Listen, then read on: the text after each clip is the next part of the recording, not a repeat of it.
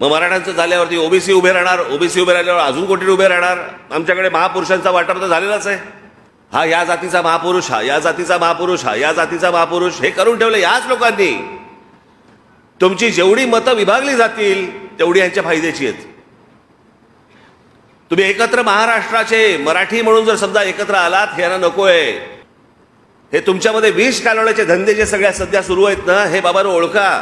हा फक्त महाराष्ट्रामधल्या मराठा समाजाचा विषय नाहीये, हा प्रत्येक राज्यांमधल्या त्या तिकडच्या समाजाचा विषय आहे. एका जातीबद्दलचा विषय जर समजा उद्या कोर्टामध्ये गेला तर या देशातल्या प्रत्येक राज्यामधल्या जाती उभे राहतील आणि हा आरक्षणाचा विषय अख्ख्या देशभर पेटेल.